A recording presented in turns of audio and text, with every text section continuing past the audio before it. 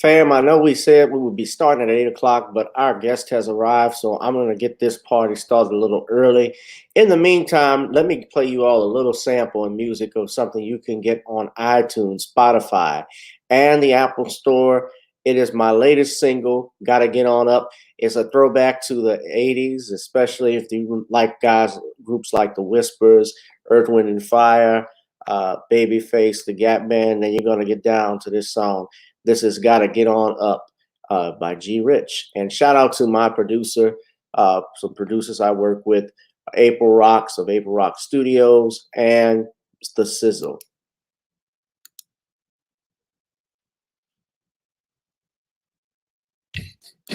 Girl, come on.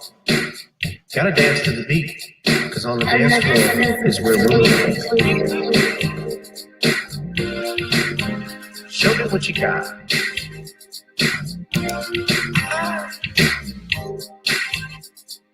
You gotta feel the groove. Feel the groove, get on the floor. Get on up. Right now the party's wasted. There's nothing much to do.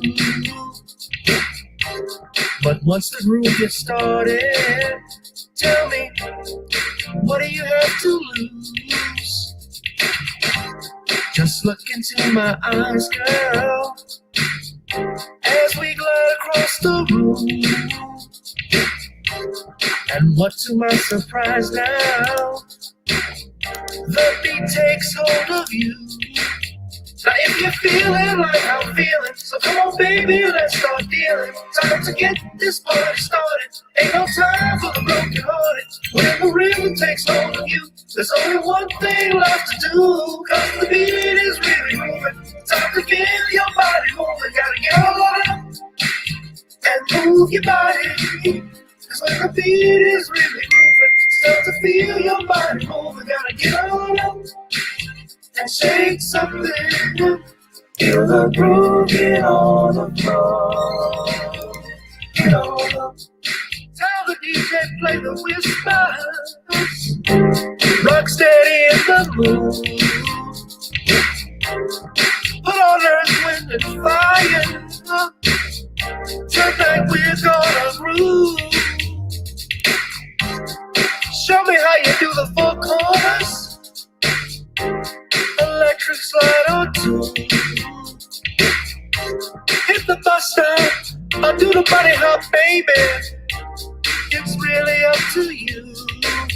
Now if you're feeling like I'm feeling, so come on baby, let's start dealing. Time to get this party started. Ain't no time for the broken hearted. When the rhythm takes hold of you, there's only one thing left to do. Cause the beat is really moving. Time to get your body moving. Gotta get on up and move your body. Cause when the beat is really grooving, start to feel your body moving. Gotta get on up and shake something. Feel the groove, get on the floor. Get on up.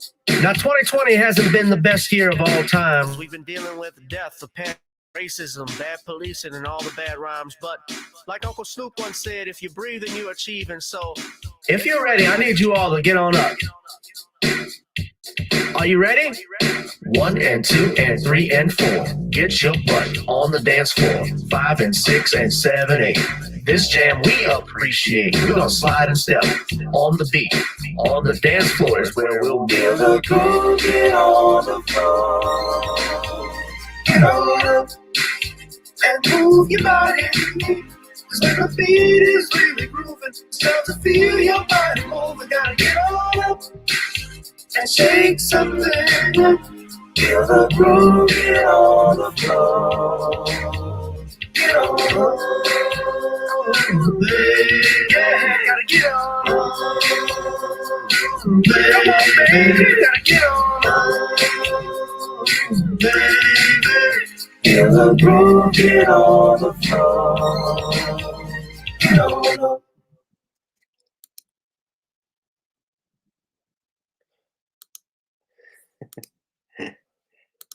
that, ladies and gentlemen, was the premiere of my brand new single, Got to get on up. I hope you guys will enjoy it and actually buy it on iTunes. Although uh, Jennifer Lopez can honestly sing it better than I did. Uh, oh, that's a shot. No, but I love doing music. I've told you guys I had plans to do things. I'm in music publishing and writing songs and so forth. And music industry can be very nice and profitable. But I like doing stuff like that, especially taking it back to the '80s. But I hope you guys will buy it and support the fam. In the meantime, of course, we got to bring on our sister who let me put myself on. There we go.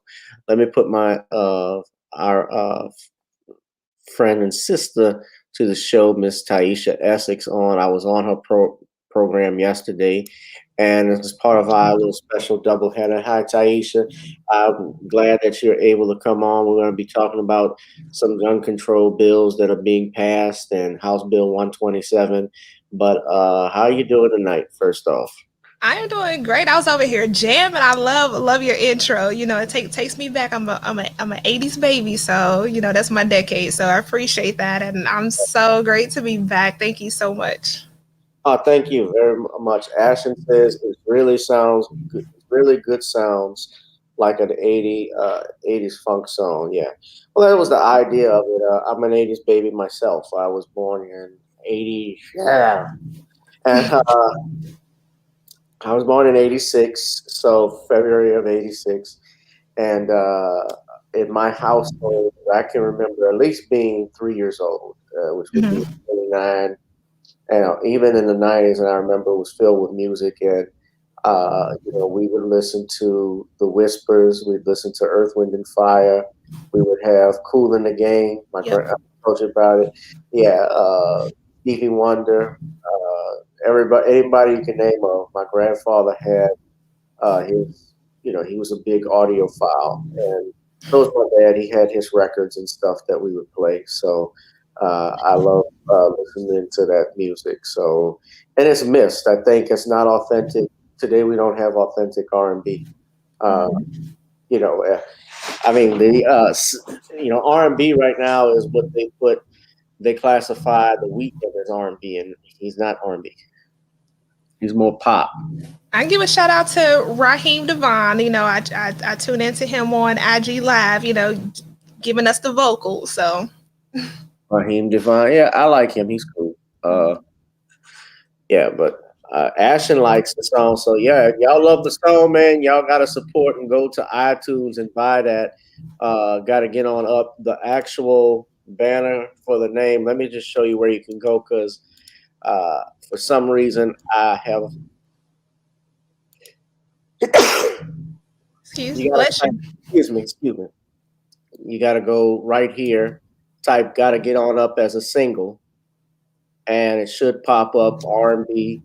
And that is the name. That's my name, G Rich, G dash RI cent sign H. Like that. Yeah, thank you. I'm glad you like it. So everybody, please go support Buy the Music. Rosalind said she's an '80s baby too, so I'm glad. Yeah, yeah. Yeah, I mean, we could do a show for days on music, but it's like music. You say Raheem Devine. I mean, you think of even the great R&B artists like you think of it, all of them are either old or deceased. I mean, Luther Right. Vandross, Teddy Pendergrass, and I mean, I know which way they swung, uh, still, I mean, Luther could sing like nobody. Uh, There'll you never be another one that can copy that. Stevie Wonder. I mean, outstanding songwriter and singer.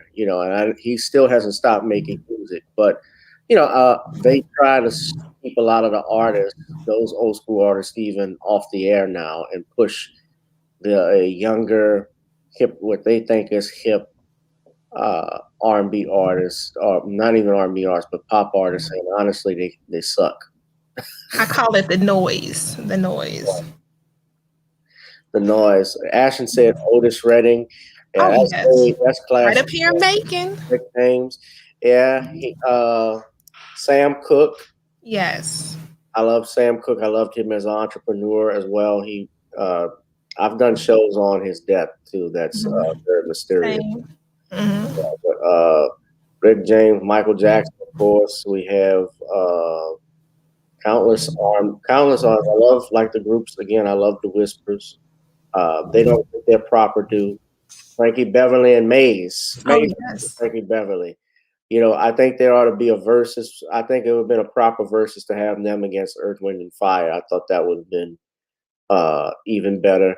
But yeah, Ashton says Bruno Mars and her. Speaking of R&B, there gonna be people like Beehive Don't Come For Me, but when you brought up Frankie Beverly and Maze and their song Before I Let You Go, I have to admit, Vivian Green, she covered it better than Beyonce. Don't come for me. Don't come for me. That's all I gotta say. Don't come for me. Well, I'm sure Frankie didn't mind Beyonce covering it because he got some more royalty checks. Absolutely, but Vivian Green did it better. Well, I just say the original is the best for me. Is Frankie.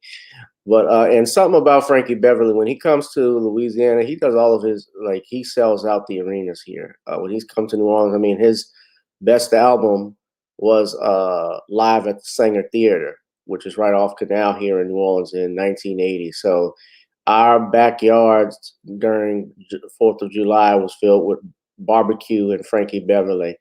My brother John Renthrope. John, let me shout out John. I've tried to get him on the show before. John is the owner of the only black brewery here in New Orleans, Cajun Fire. He's been trying to get it up off the ground. He's one of my dearest friends, oldest friends since we were kids growing up. So, John, I want you on the show. I want you to advertise, even if you don't pay me. I want to advertise your business still because I want to support you, my brother. So. And that's on the house, so you're welcome to come on. Same. I am a foodie, so I'm here for it when I come out there to visit. Sure. Now that don't mean everybody I'm gonna do stuff for free. Now that's for a friend. That's for a friend advertisement. But I'm trying to help this brother get his stuff off the ground. But yeah, people, most definitely. Yeah, you're a foodie, so yeah, he's got his stuff in stores. I also got my seasoning that we're starting, the Nani's Creole seasoning that's going on. Try it on chicken, meat, or fish. Nani's goes great with every dish. That's the jingle. But my sister, no, we got to get to let's talk about you because you're my guest here. And of course, you guys know Tieesha very well. She has her own YouTube channel, Tieesha Essex, and she is a veteran. Shout out to our veterans. I know she doesn't like celebrating it, but we still support and salute her and her service. I still have nothing but love and still respect people that serve. And I want to, especially for you all, to check out her website, TieshaEssex.com. Now, I got to ask you something. You said something yesterday about Mark Essex. Are you related to him? Pretty much. If you find somebody with the last name Essex and they're black, we're related. So he is a distant ancestor. I have not found where our branches are, but we are on the tree. Okay. And it was just ironic when I found out about him. I was in the Navy, didn't know anything about him, being a veteran and things like that. And then, after I got out the military, went towards law enforcement, stuff like that. It was actually another brother who presented the question. I'm like, who? Because Essex is my paternal side, and my parents divorced, so I didn't start finding out about who the Essex were until I was an adult, and it all came together. So pretty much what I've been told, if you see Essex, ESSEX or ESSIX, it's a story. We are related. Well, that makes, I guess so. And Mark Essex, of course, he is. It depends on how you look at him. He's infamous. He's also celebrated by a few. Over what he transpired back in the 70s. He actually shot at white people and so forth at the Howard Johnson with a sniper rifle vis-a-vis the racism he experienced in this country, and especially in the Navy that he encountered. And I just saw a brother who got out the Air Force. They had a story, I think, on NBC News where he said he got tired of it because he had been in there for 8 years and was dealing with the microaggressions that he had to keep fooling with and just got tired and left. So yeah, can you hear me? Well, I'm talking to you not through my. I can hear you just fine. I got this expensive equipment, and sometimes it acts up, sometimes it doesn't. I'm talking to you through the internal mic. Hold on. Let me I can hear you just fine. Okay, so you don't want me to change it. All right. Just fine. All right. Well, okay. Well, I guess so. So, all right, Tieesha, let's get into it, shall we? Yes. Ashton, I don't know where you live, but you say Nearest Green is Nearest, Uncle Nearest? Yeah, that's up in Tennessee. He taught Jack Daniels how to distill liquor, whiskey and stuff, bourbon. Yeah, Uncle Nearest.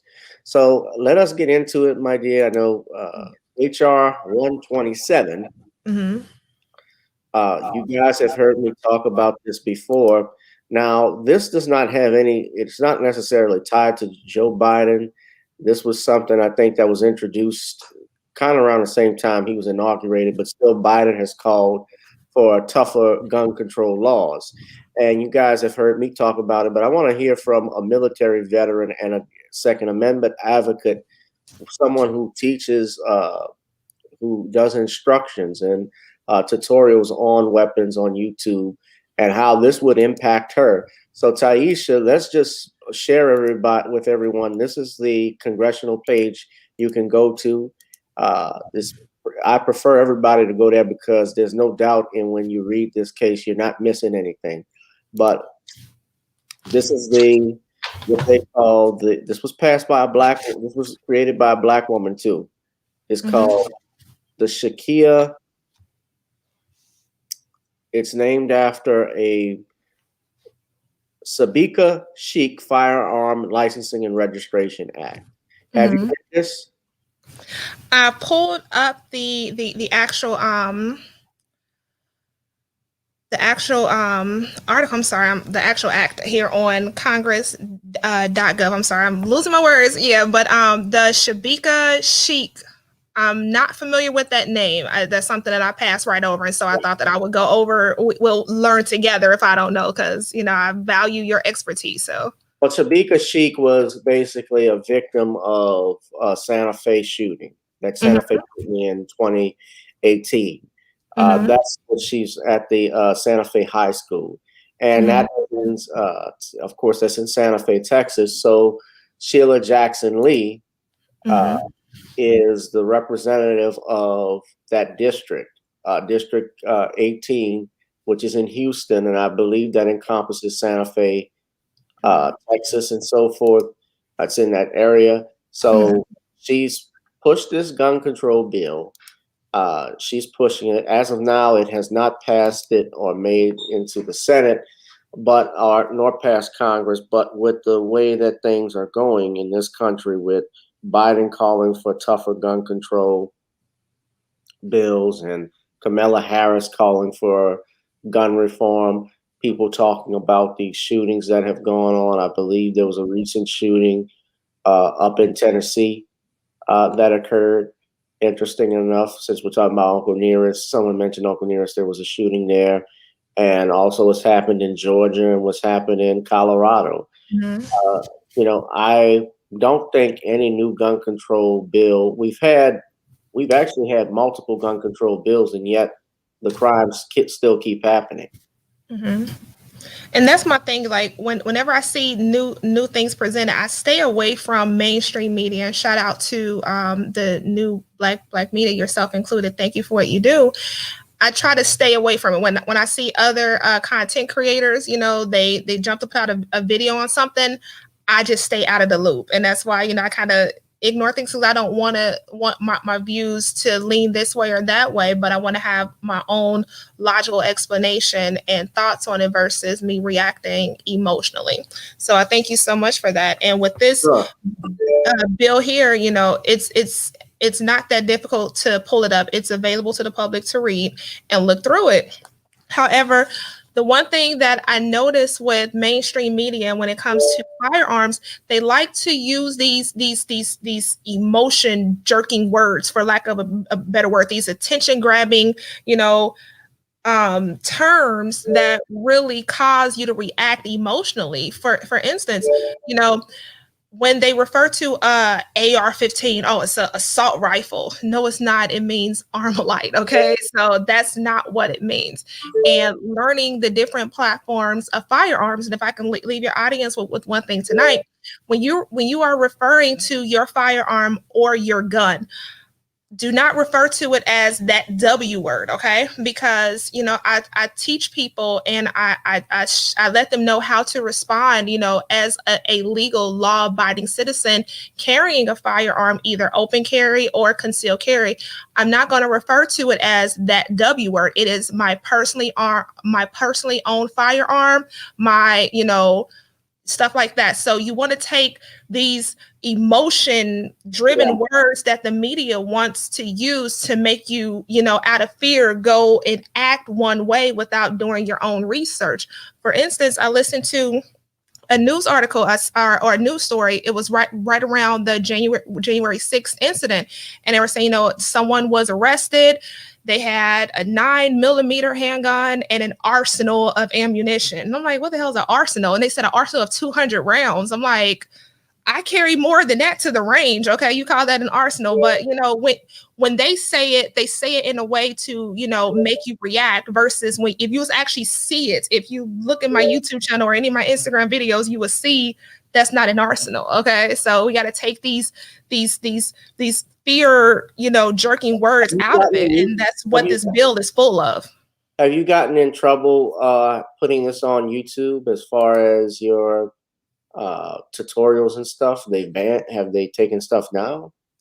Instagram has. Now, I am the owner of my business, Tieesha Defense Solutions, and where I show off different ways to conceal carry in everyday clothing, how easy and comfortable it is to conceal carry, open carry. However, Instagram took it upon themselves to assume that I am illegally distributing and selling firearms. So I've had posts taken down, and because of this whole Climax 19, I won't say that word, they say, well, you can appeal it, and then we push appeal due to Climax 19. We have no one to review this. It just can't come back on Instagram. So yeah, I get stuff like that. Well, YouTube has been and Facebook as well as Twitter. They've been heavy on censorship, but I think they're all hypocrites, because you can find all types of stuff on Twitter that shouldn't even be allowed. But yeah. Yes. And you're not selling firearms, you were selling apparel and so forth, that like your gun holsters and your. And thank you for your support as well. Oh, you're most welcome. You're most welcome. And I want to take a look at the website, because I want people to go there and at least buy something. Y'all are checking out, got to get on up. You obviously subscribe to my channel, and also you all should go to my iTunes and buy that single. But you also need to check out Tieesha. This is Tieesha's business. This is her website. You see, this is her personal website, TieeshaEssex.com. But you can actually go to Tieesha. I'm going to share it with everybody right now, just to take a look at some of the items that she has here.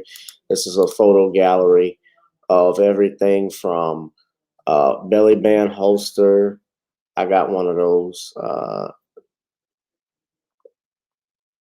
And what you're seeing here, I had actually went viral back in December, and it was off of a parody I did of a real life situation. And it just showed the importance of, although the actual story did not happen like that, but the victim, this was a hate crime, and our sister, she is still here to talk to us about this. However, I just wanted to let those who subscribe to me or who may come across that video know that you do have the right to protect yourself, with the Second Amendment with, being defensive. You're not going out purchasing a gun just to go and pick a fight and bother somebody. You're here to protect and defend yourself and your loved ones. And I stress over, Right. taking, the emotions and the fear out of firearms ownership, and, really having situational awareness to become a hard target and be your own first responder. And there was a situation, if I can just elaborate real quick. I posted on Facebook today that earlier this morning, I have weird sleeping habits, but I woke up to, some of a vehicle's horn outside, and I look out the window and I see, individuals pulling car door handles. And so, I rehearsed that in my mind, being my past, being in patrol, and my car was actually broken into about a decade ago. But, I had a comment on Facebook where someone was like, I wish, or some was like, they should not have encountered you because we know that you're always tooled up. And I'm like, well, in this particular situation here, it's a property crime. If the window's broken or something like that, insurance will replace that. But I'm not going to introduce myself in that situation. It doesn't call for it. So I help, those, and we teach and I stress, maturity when it comes to firearms ownership. There is a heightened sense of responsibility, and, you have to know when to go into a situation and when not to. So I find that legal firearms owners are some of the most responsible people I know. They are, and we are, and most importantly, especially, and again, I got to do a disclaimer because this is not creating legal advice or legal relationship. This is my opinion based off me being an attorney. So no relationship is created. And I'll say this, that you cannot open fire on someone if they are stealing your property. The way the police, the way the states look at it is that, well, you should have insurance. It's property. Now, if they are trying to break into your home, that's a different issue. You have no duty to retreat in your house. You have no duty to retreat where you're lawfully being, standing your ground. That's where that law comes from.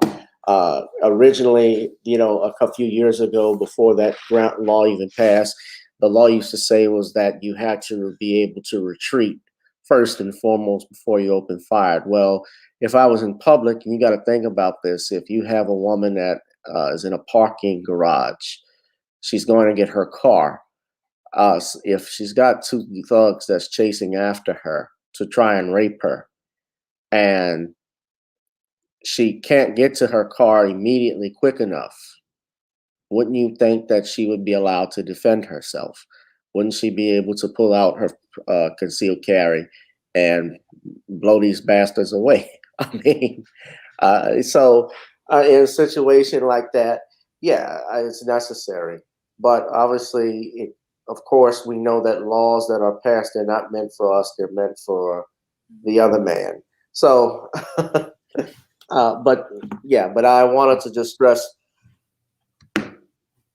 excuse me, I'm not yawning because of you.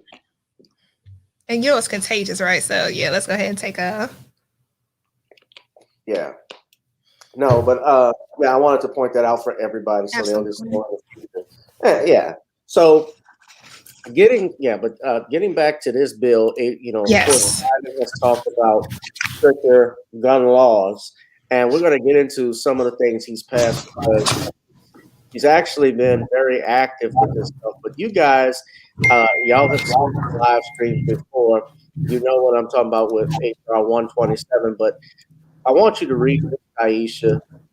This is the actual text of HR 127. One of the things it requires is that you actually get a license not only for a firearm, but also about ammunition.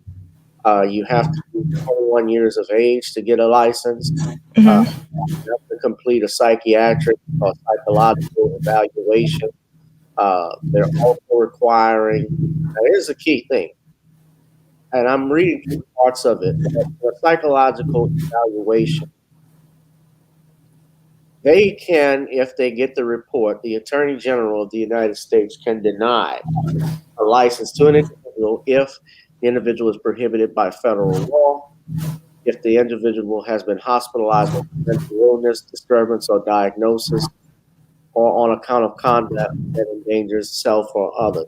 And Hmm. they can interview a former spouse of the individual or the spouse and members of the family if they're trying to apply for this. And what's worse about it is that it also creates a Fourth Amendment, creates a Fourth and Fifth Amendment violation, possibly 14th and sixth, possibly sixth as well.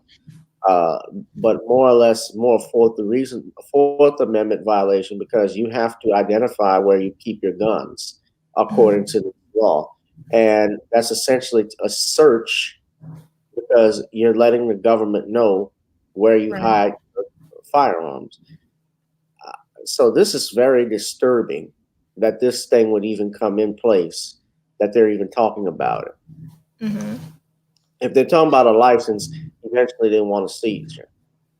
Absolutely. That was one thing that jumped out at me because I have a lot of people who would, they'll say, hey, I want to, purchase a firearm. However, I saw a counselor, a year ago for this, or, a family member passed away and I saw a grief counselor. I don't think I qualify. And it's like, no, no, no, no, no. There's a questionnaire that you fill out from the ATF, and how it stands now when it comes to your psychological well-being. Only a court can what is the term, can deem you what is called mentally defective, but a court has to adjudicate that and commit you, correct? What you're talking about is incapacitated. Exactly. So that, if you look at right now, like we're coming out of the Climax 19, and Climax 19 has had a negative effect on many people. So voluntarily going out, like your mental health is so important. You have, all these commercials about your medical, health, your dental health. We rarely have people who go and get their dental, business hooked up every now and then. But what's most ignored is mental health. We've all been through some stuff. We've all have lost one. We've had to cope, adjust. We have anxiety, and going to voluntarily take care of that and seek services, it should not be revealed to the public. It should not be put on Front Street. And when it comes to questioning past spouses, my past spouse, I'm pretty sure ain't got nothing good to say about me, but you're gonna go ask other people about my business. And when you go to past spouses and stuff like that, that brings up domestic violence. There's people who are victims who go out and seek protection. So, all of this is totally an invasion of privacy when you look at it, and it's so unnecessary. Yeah, and now too, you factor this in. I'm looking at all of this. We are in the middle of a gun and ammo shortage crisis across the country. You cannot find ammunition in stores. I know during the pandemic, if I wanted to buy 9mm ammo, I had to put an arm and a leg, and I have to go everywhere to scramble for it. Certain stores didn't have it. You had to go during certain times when it was allowed.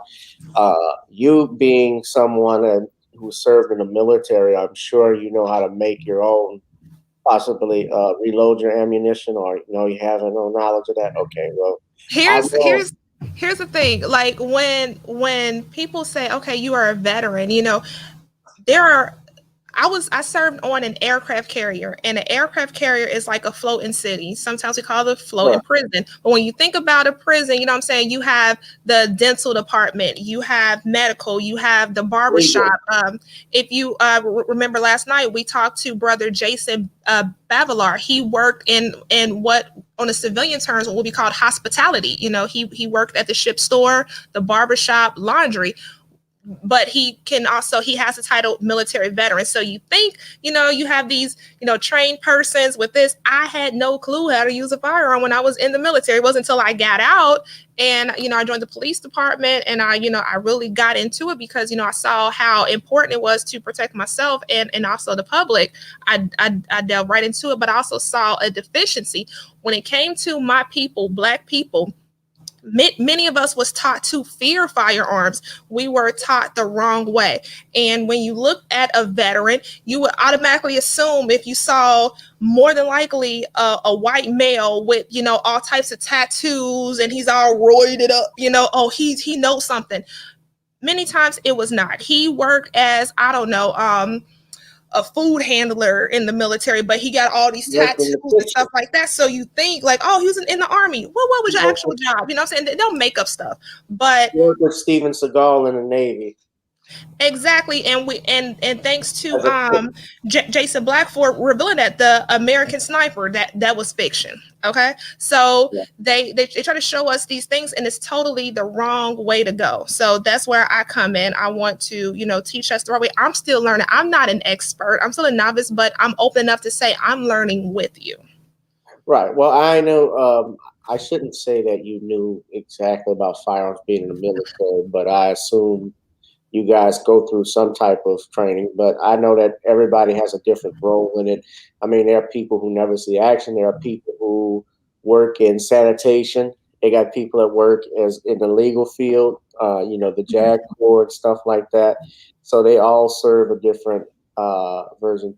What's up, Captain I PY was two? more shout out to Captain as well. I was more of a engineer. I know about, you know, pipes, valves, you know, painting stuff purple, tools, electrical boxes. I'm more of that. And my actual title in the Navy, I was an aviation bosun mate fueler. I handled JP5, the, you know, stuff like that, but just the equipment involving it, to include pumps, pipes, valves, all that good stuff. But Right. yeah, when it comes to that, just you know, you see a person who, you know, you would think they have some type of understanding of firearms. Many people don't, and that's obvious what's in this bill that's in front of us. Well, let's go further into the bill and some other things that are in it. We're talking about ending Biden, and I don't know if it's on here, but I'm assuming there's going to be problems. Biden is talking about banning military-style weapons, also ending.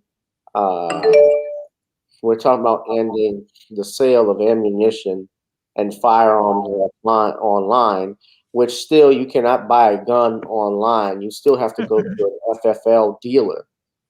Uh, Absolutely. you Like can you order. can see a firearm listed, let's say at at a black owned business in California, Redstone Firearms. If I saw what I wanted on their site, I will have to go to a local FFL dealer in my area and have them make that transaction. Then I go to them. I still fill out the same form through the AF the ATF, get my, you know, present the proper identifying credentials at the place, and then actually purchase. So it's not as if I'm going on Craigslist or, you know, or Amazon Prime and buying one. That's not how it happens. Yeah, and we're looking further here. We're talking about, yeah, Redstone Firearms. Shout out to them. I haven't bought anything from them or anything like that. I mean, I don't, but you can order stuff. I'm not. You still go through them. Uh, Obviously, with the FFL, if you're out there in California, the gun industry too. I got to talk to you about that. It's very.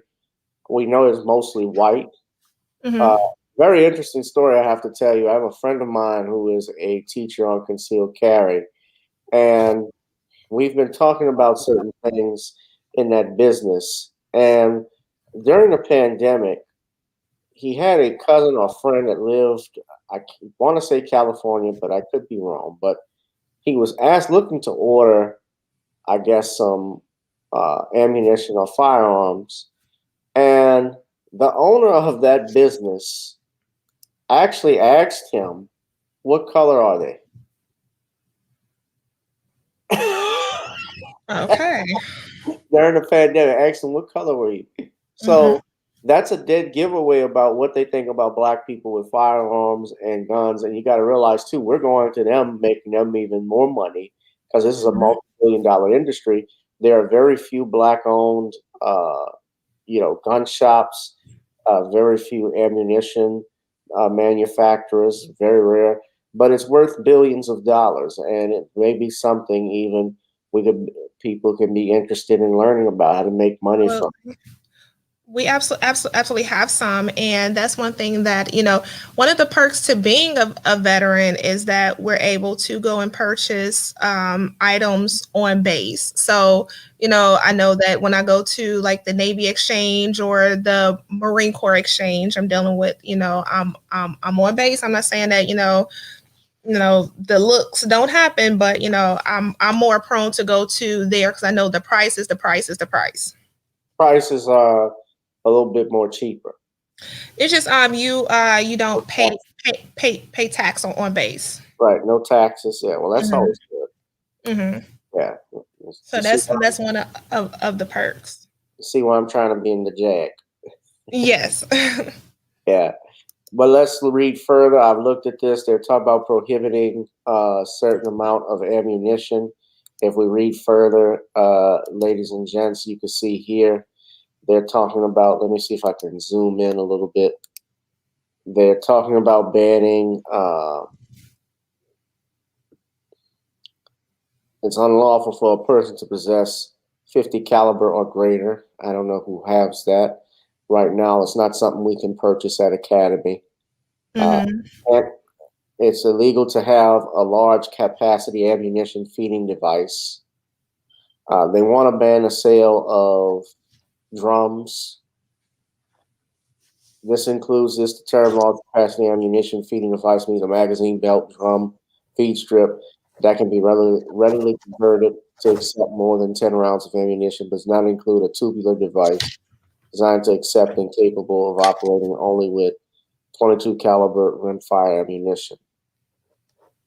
And you look at the penalties. You violate any of these sections, they basically make this a felony. Hmm. This is a felony on your record if you own any of these and you don't register them. Banning the sale of certain ammunition. We're talking about registering your guns, letting them know where you put them. They say, and this is what you talk about, military style weapon. And they got right here, code AR-15. The AR-15, as you stated, stands for Armalite. That's the company that made it. They Has keep saying it. Hmm.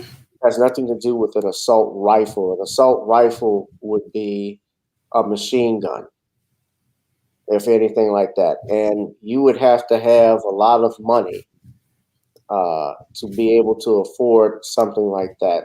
The Las Vegas, I think that was him per se doing that. Even if he were involved, I think there were multiple people that were helping out because there were people even reporting a second gunman. They even said the police timeline was incorrect. Uh, Hmm. but really, realistically, no one can afford anything like this, and those things aren't for sale out Right. in the general public. Uh, you know, a criminal, a criminal will be able to get any type of gun he wants if he goes through the black market. He can go get a Uzi. He can get an AK-47 converted to an automatic. He can get if he's got the cheese, he can get a machine gun, an M60. I love to have one myself personally, but I don't have the money. But here's the thing. I should have found the article and sent it to you, but there are articles that come out. Okay, ban military style weapons. What is a military style weapon? Like the jargon is so vague and it's so general. It's like, okay, what are you talking about? And it's great that we have an attorney here tonight. And because when I hear military style weapon, I think of what the military carries: a Beretta M9, okay, a Mossberg, shotgun. Like, what is a military style weapon? It's not defined. They're just throwing these terms out there to get you thinking like, oh my gosh, the military this, but they don't talk about when military shipments of arms go missing and nobody can find those. So if you can't go out and buy it, I see these shipments be coming up missing, and I don't think anybody who looks like us is doing it.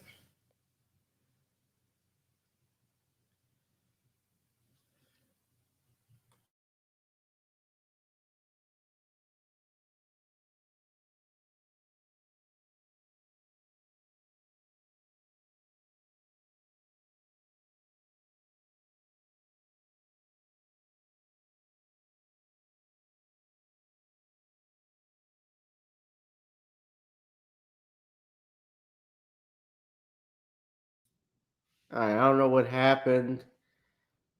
Somehow we got kicked out. What's up, D Bailey? Let's see if we get Tieesha back. There she is. What happened? I don't know. I saw the thinking wheel and we was getting on that, so I think we get a little hot on his live streams. I know what tends to happen when you start getting places. Yeah, of course. That's the censors. This But talk. yeah, absolutely. But I'm like, this it's so vague. And then one thing that's like, okay, too, like you were saying, the privacy. It's saying that there should be a publicly available database of this registry. That's the Fourth Amendment issue too. Mm-hmm. It's a Fourth Amendment and it's a Fifth Amendment because remember, Fourth Amendment protects you from unreasonable searches and seizures of your persons, places, effects, uh, as and also the Fifth Amendment protects you from your right against self-incrimination. Self-information. Mm-hmm. Telling the government if they're asking me to turn over my firearm, or at least tell me where I store my firearms, at any moment they can try and come in to try and take your weapons. And then those who can't obtain one through the proper channels or with all these fees, these licensing fees, this insurance imposed, they'll know where yours is. Okay, let's just go shopping. And that's another problem too. Is when I talked about this about a month and a half ago, we had Judge Joe Brown, the Honorable Judge Joe Brown, Queen Ahmadiyya Shakur, brother Sean James. Sean, shout out to him. He comes on all the time. Sure you've seen our live streams, and brother Bernard, who's in the building. But yeah, you look at this stuff. Let's pull up the Constitution, the Bill of Rights. I want everybody to look at it because, in spite of the racial history that this country has, and you look, and of course, with the exception of the Three-Fifths Compromise, the Constitution is not that bad of a document. It's not that bad of a document in what it says. But when we look at it, the United States Bill of Rights, you look clearly right here. It says that the right of the people to be secure in their persons, houses, papers, and effects against unreasonable searches and seizures shall not be violated, and no warrants shall issue but upon probable cause supported by oath or affirmation, and particularly describing the place to be searched and the persons or things to be seized. By rule, if you guys are required to turn all of that information over and let them know where your guns are, you're doing something called consent. Mm-hmm. You are giving them permission, essentially, although it maybe not technically, essentially it does get around to that because you're disclosing that to them. They will come in, and if they find that you're unfit, they can actually they can actually seize your weapons. Keep in mind and bear in mind, uh, recent Supreme Court rulings like the case of District of Columbia versus Heller. The Supreme Court had ruled that the Second Amendment guarantees a fundamental right to bear arms. However, they had an initial caveat with that, which was messed up. They stated that that doesn't mean which guns cannot be regulated, can be regulated, that ownership of guns can't be regulated. So they left the door open in regards to what firearms they may be able to regulate or not.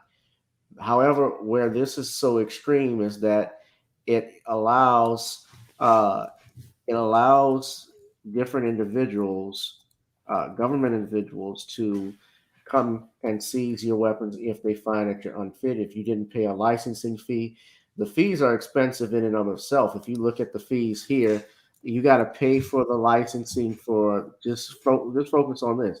You got to pay for the ammunition. You got to pay for the registration. You got to pay for the psychiatric evaluation. It says here you also got to pay for insurance. Yep. And for 1 year period that begins on the date when the policy is issued, and it's $800. So in little of itself, it's like a uninsured motorist fee for your vehicle. Like, what in the world, Right. It's hell of expensive. Mm-hmm. It will be hell of expensive. So I would not want to pay YouTube any money with this.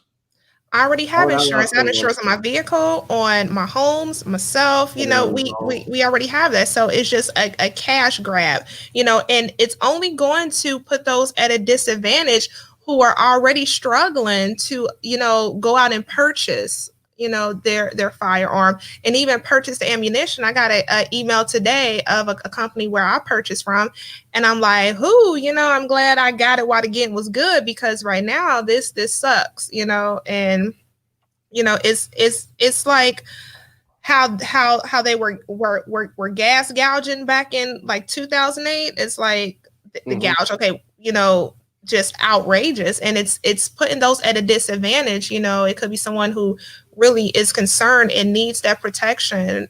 They can't afford to. So what happens? Thefts, you know, and things like that. So is this is totally not good at all.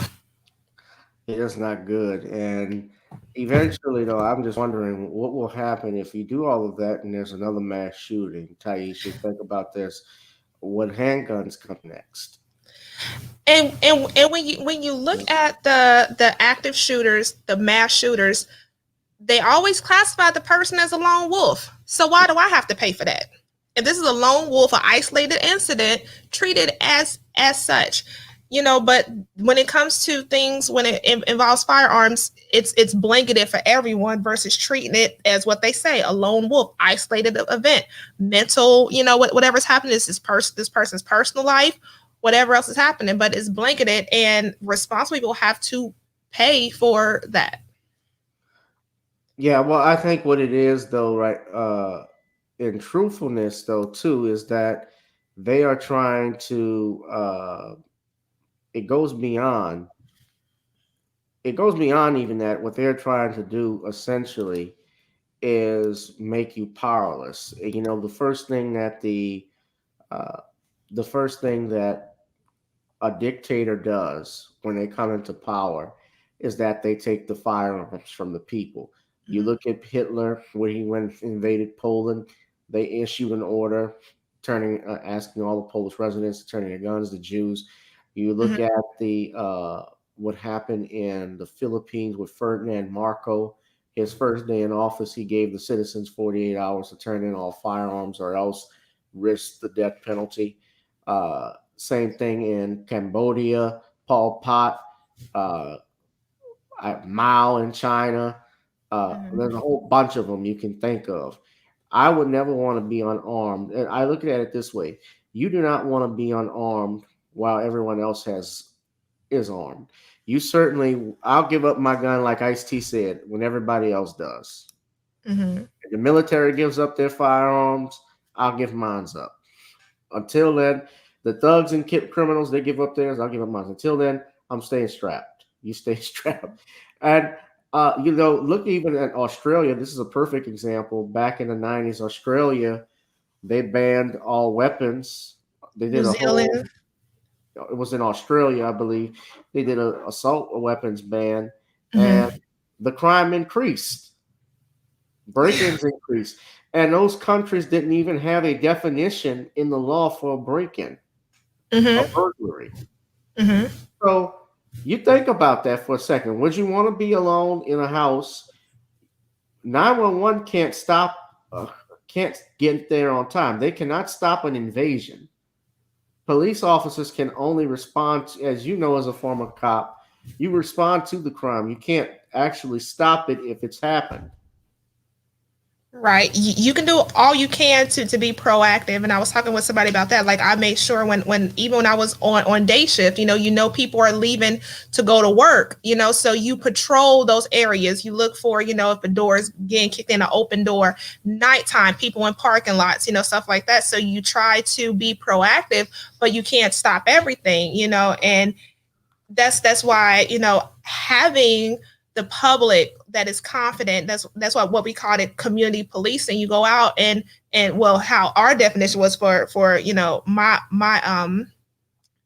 division was that, you go out, engage, you teach the public. Many people don't know in regards to firearms, your local police department at times will host a free range day open to the public where you can go Yes. and, train with their weapons, receive instruction, free ammo. Okay. So Yeah. many people don't know about these outreach programs and stuff like that. I want to ask you something, and I'm going to ask you off air a little bit later, but Mhm. I guess I wouldn't want to say it on YouTube just because. So just remind me. Okay. But yeah, it's a good idea to do. But yeah, but we have here in Louisiana, like New Orleans is a very. I don't know how it is in Atlanta.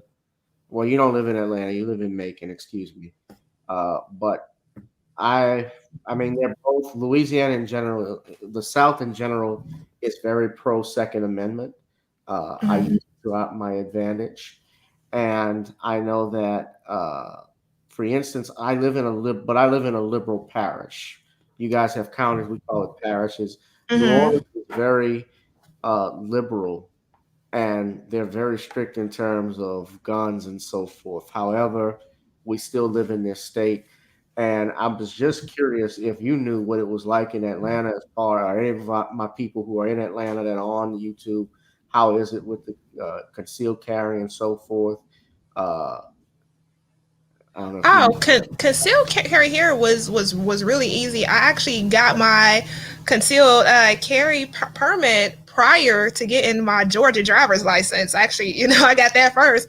But yeah, when I was in Virginia, because I was military, I didn't have to take. I believe it was like a 8-hour class. I just went to the local police department, the headquarters. I brought, I think, my active duty ID card. I was fingerprinted, but then at the same time, the lady who was doing my fingerprint, she remembers seeing me for my interview on the police department. So she's like, "Hey, you really don't have to do this because once you graduate the academy." But I'm like, I'm just here. So I got it in Virginia. But in Virginia, you either needed to take a class or be active duty. Of course, this was like back in what, 2009, 2008. But here, I then also got one up in Washington State. Washington State, I went to the sheriff's office, filled out the application, paid the fee, had my fingerprints taken. They mailed me a laminated card Right. within a couple of weeks. Here in Georgia, I had to make an appointment, bring certain documents, went to the courthouse, paid my fees, and got my picture taken, and that was it. All right, that is not that complicated here. Uh-huh. Like when I got my concealed carry license, you take a class. Uh, like we, unfortunately, like in New Orleans, they don't have any gun range out here, but usually in the outskirts parishes like Saint Bernard, Jefferson Parish, certainly in St. Tammany, we can get those. But you take a class, it's like all day on a Saturday. You pay your fee, you get fingerprinted, you fill out your form. To get your concealed carry license, you got to fill out a form on the state legislate on the state police's website, and they'll eventually get back with you. Uh, I think they allow you to take pictures and get fingerprinted either at the state police's locations or you can get it at the sheriff's office, one of the two. But that's what I remember, and I've gotten my stuff renewed constant. I get it renewed every 4 years and so forth. As a veteran, and you can get yours at a discounted price if you serve Mhm. in the military. If you're active duty, I think it's even less, uh, a lesser amount. But yeah, but this was King Bernard said. Bernard said he wants to have you come on his show, his channel. He says you were in Virginia. This is a crazy state. Uh, And last night we were actually talking about Virginia, and when you saw, those who were recklessly handling a firearm, it was those, that we saw in uniform. Yeah, I do want to talk at least one thing about as a police officer about not the Virginia incident, but your thoughts on what happened with DeAndre Wright. Before I get into that, DeAndre Mosley, shout out to her, and shout out to Black Mama and Melvin McCauley on their gift. Thank you very much, Black Mama. It's always a pleasure to see you. They asked, what were your thoughts on the security guards that were fired for not intervening? I take it that's up in New York. uh, with regards to the Asian that got attacked. You had any thoughts about it, real quick? I'll give you my thoughts. Yeah, absolutely. I side with the doorman who did not intervene because that was not their post. Being in the Navy, we have our general orders. I will not relieve or leave my post until properly relieved. So they did the same thing. That was their post. They stood it. They did not go through any type of training to intervene in that. That was Yeah, not their problem. And even when I was a police officer, there was an incident in Norfolk, Virginia. You can look it up. It happened around 2007, 2008, and there was a plain clothes. I know he was plain clothes. I'm not sure if that was his assignment or he was just off duty, but he was, actively engaged in, diffusing a situation. Uniformed officers killed him. Okay, and this was one of their own. So we were always told, okay, either you you have your gun and you have your badge and you choose to engage, or you just be a good witness. You relay the pertinent information to dispatch if you are off duty or plain clothes and you cannot properly be identified as a police officer, because as we saw, it's they call it friendly fire, but I don't have any friends that I think would kind of shoot at me. But this what I call it, a blue on blue. But there's been incidents recently where security guards, who diffuse a fight or something, and they put a person in custody, where the city or county police show up and kill the security guard. So I'm not going to get involved in something where I'm mistaken as one of the offenders and I lose my life. But their job description did not entail that. I've had hours upon hours of training and scenarios on how to right. respond to these situations, and even then you still have that danger of losing your life. You will see police officers responding to domestics, responding to different things, and they still lose their life. So there's no absolute training to keep you safe. I do not expect the average citizen to get involved in anything. They do not have that training. They are not covered. Workman's comp is a BITCH, because I've had my A word. I've been in use of force, not really use of force, but in fights on camera, and workman's comp tried to say they wasn't responsible. So Yeah, of course. do That's not their get duty. involved in that. Your insurance is not going to cover you. You're not trained. That's not your business. Please do everyone a That's the favor, main and thing. be a good witness. Okay. Well, that's the main thing, is that first off, there was no legal obligation for him to actually Mm-hmm. be involved in that. Whether you like them or not, or whether you think that they had a moral duty to do it, I think the reason why those guys chose not to do anything was because of the ramifications that could follow. And who's to say they wouldn't be fired anyway for intervening in that?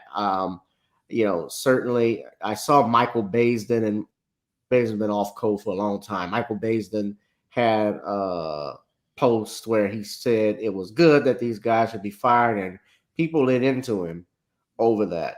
Absolutely, because These guys don't it's know the not that law. they did nothing. They did exactly what they were supposed to do. They were responsible for the perimeter of that building, that post of that building. They did absolutely everything Right. they were supposed to do. And I mean, if they call the police, that's one thing. Yeah, Mm-hmm. I think they could do that. But I mean, they were not going to what they thought was lose their jobs. And then there's also a liability issue, Mm-hmm. because you assault one of those that guy in any way, shape, or form, then guess what will happen? He's filing a lawsuit against you, One thing too that we also, well, against the that company. I had training on as well, is that there would be these bait incidents that will bait you out, that will pull you into something. Because we always talk about, when it comes to tactical positioning, stuff like that, and when you approach a door, that fatal funnel. For some reason, police officers are drawn to the fatal funnel, but you're like, no, you need to take a tactical position. There are incidents that will happen where people would, have something going on, like the get your hand out of my pocket, to get your attention drawn that way, where something else is going on. They did exactly what they were supposed to do. Right, right. I so yeah, that's my 2 cents on it. And I did want to ask you your position too while I have you here. I guess we can move into that on the yeah, Derek, off the radio, Michael Bazin. I don't know what this Michael Bazin was. I remember when he got kicked off the radio with Cumulus. And I'm going to make this point before and you're going to jump into it, I see. But let me say this. I got rid of and tired of some of these old niggas on radio a long time ago. Uh, even with Tom Joyner, because Tom Joyner was playing the same old crap. I really lost a lot of respect with Tom Joyner. I'm taking my headphones off. I lost respect with Tom Joyner when he put out a piece, and you can go look it up on Bill Cosby, saying how Bill Cosby should just go ahead and take a plea deal. And Bill Cosby, whenever Tom Joyner had a show, what he called the Sky Show back in the day, where he would go to a different city, do different shows, and raise money for historically black colleges and universities, which is a great thing. He would be in Philadelphia. Guess who would be there doing his show for nothing? Who's that? Bill Cosby. Mm-hmm. They frat brothers too, by the way. So for him to put that hit piece out there, Omega Sci-Fi, for him to put a hit piece out like that and just say Bill Cosby should take a plea deal without letting the facts of everything play out, it was insulting that he did that. And pushed this whole thing with Obama. You couldn't say anything critical of Barack. He was basically the second coming of Jesus Christ, and in many of their eyes, he still is. I lost respect for that. Bazin, I had respect for him when he was doing the Gen 6 back in 07. I did that. But yeah, he's been way off code with this stuff. And I don't know if he's trying to get back on air or what exactly, but I didn't agree with this. But I get real tired of these Negroes flat out that are pushing a lot of this stuff.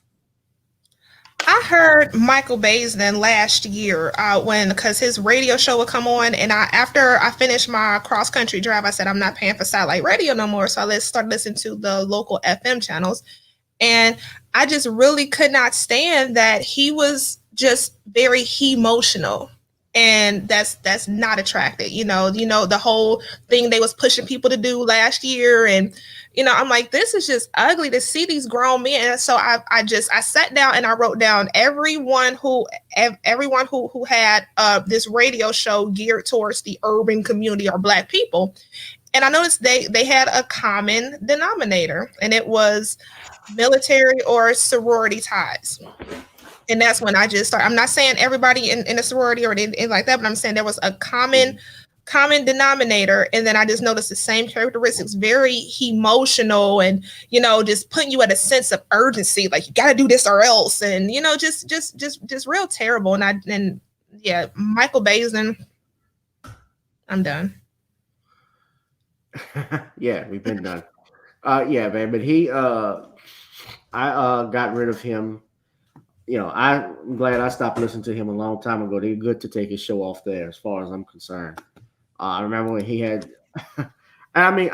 he had a talk show too on TV One. Derek said you didn't miss anything, Captain PYT. Yeah, look, and I respect his hustle because he was a train driver up in Chicago and was selling books out of his car and so forth till he got to where he wanted to be. That's great. You got to hustle with stuff. You want something done, you got to tour. I don't take no for an answer myself either with stuff. If somebody tells me I can't do this, I'm going to try and find another way I'm going to do it. And it's good when you can own the house where the door is, so that way you don't have to deal with people slamming it in your face. So, but he was way off code with this one. So, yeah. But yeah, man. But and the other one too. Who's the other black radio host we got? What? Ricky Smiley, got DL Hughley. Yeah. What y'all ass say? Welcome to the ride, y'all. It's the Steve Harvey Morning Show. Yeah. Hold on, wait. That one. Yeah, hold on a second. Wait, hold on. Yeah. This ain't your Oh my goodness. The versus challenge. This ain't your mama music. This is your grandmother make love music to your grandfather, whippersnapper. Oh, Talking 1964 when I was still a little boy. Woo! And you know, the Isley Brothers came on, and I heard that song, This Old Heart of Mine, and I just said, these brothers gonna be great. Oh, it was good with a side of watermelon. Yeah. Then I heard Earth, Wind, and Fire. That was in 1975-ish. 75. oh wow. That's the way of the world. Oh Lord, I just enjoyed myself. Woo! Yeah, the verses is all about me, Steve Harvey. Survey says, good ass host. Now.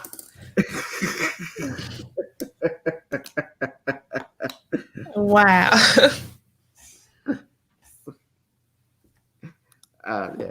Yeah. See, I got the said part right though. I could do said better than Godfrey, but I see you're annoyed by that, Tieesha. I'll stop. No, it was actually great. That Steve Harvey gets on my GD nerves. Like I cannot stand. I cannot watch Family Feud. I remember watching it as a little girl. I think the host was Ray Combs. Yeah, I remember. But now when I watch you just don't like my suits, young lady. Yeah. I don't give a dang, you know, like I can't. The questions, the answers, it's not my thing. And that's like, you know, we can do a whole another show. I know we're talking about the bill, but another show that they, you know, kind of ran into the ground is I watched the newest Supermarket Sweep. We used to watch that coming up. Oh yeah. Leslie Jones and whatever they on there, that is not it. It's like, nah, we good. I'll say this. I do watch Family Feud, and I think, you know, Steve is, I guess you could say, the best host they've had in a long time, because I give credit where credit's due, because Captain. That was a pretty good impersonation. Your mama looked like Mr. Ed. that laugh, you got it. Yeah. I can shuck corn in one serving. I mean, I really enjoyed the Steve Harvey show where it was set at the high school. I really enjoyed that. I enjoyed that. I really did. Say it. You and Levita, y'all gonna have to get on out of here. Yeah, that version. He when he was wearing them zoot suits, coming out looking like Cap Calloway. Poor man. And also too, when he was the host of Showtime at the Apollo, that was great. Show your love from Lauren Hill. Well, yeah, when he was, I loved it when Sinbad hosted. Yes. Sinbad was better. Even Mark Curry. Oh heck yeah! But that was back in, yes, we're talking 80s and 90s. We were little. We were little. I'm young. I'm young enough to remember Freddy Krueger even having a show right after Showtime at the Apollo would come on, called Freddy's Nightmares. If you remember that, we used to have the horror movies like that. Freddy's Nightmares and Freddy's Nightmares, Friday the 13th, the show Monsters. I remember Tales from the Crypt. Yes, love that. A lot of shows in syndication, like Charles in Charge, Funky Bruce, and things like that. I tried to watch that, but they made Sherry's character, she's an out lesbian. Like I said, a lot of shows should have just left our childhood and our nostalgia alone. Well, if they bring back, I would love for them to bring back In Living Color, but I know that it probably would be watered down by today's versions because everybody is sensitive. I don't even think Mad TV could come back now. They tried doing it, and Mad TV, but we got corny ass Saturday Night Live that I can't stand. I think that Lauren Michaels worships the devil because that show should be off the air by now. I should have left when Eddie Murphy. Really should have left when the original cast left, but Eddie Murphy kept it on life support. Mm-hmm. He saved the show from cancellation. So right. But okay, we're getting gotta get back to guns. And Roslyn says trash SNL. Yeah, they had some bad skit. The vaccination skit. I didn't even watch it. I'm listen, people. If you send me something from SNL, I'm gonna be more pissed at you because you watch SNL more than I am the skit. Okay, SNL is not funny. Why bother? I've tried to watch some of it. The writing is awful. You know, Absolutely. And Negroes go on there and they act a full out fool for some attention, rather allowing their talent or lack of to shine. and they had Kid Cudi in his in a dress. Yeah. Well, the music sucks anyway. So let's get back to One the thing, bill. yes. Oh, go ahead, One thing, if I can bring up in regards to the bill, and one of the things that came up was prohibiting. So let's say I have a firearm that I wanted to sell to you. First of all, I have to be licensed, and to sell to you, you have to be licensed because it prohibits transfer of sale to an unlicensed person. Now, since I reside down here in beautiful Georgia, I talked to some people who are from Florida and stuff like that, and so we were talking about if someone has a firearm, they want to sell it, and I heard a conversation and I had to go verify it. Like, hey, if we're in Florida, we don't have to go and do like take it to a gun store, fill out the paperwork, pay the transfer fee. We just have to agree. I have to verify you're not one of the prohibited persons from owning or buying a firearm.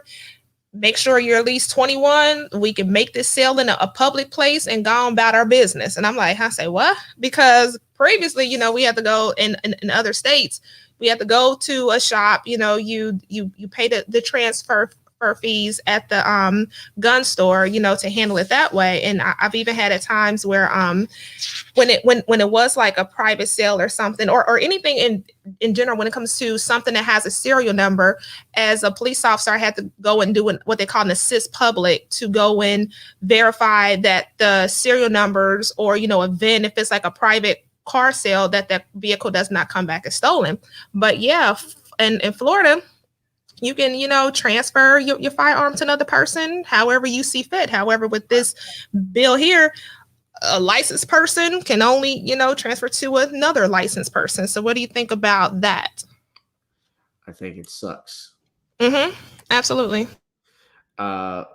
The deal again, I'm looking at this too. We're talking about renewal of the light. We're talking about, for those that are just tuning in, House Bill 127, HR 127. Let's tie it into what Biden has also put. I want to make sure we talk about Lloyd Bridges from Hot Shots 2, who's our president. I'm sorry, I don't care. Because look, I just think that these gun control laws are bad.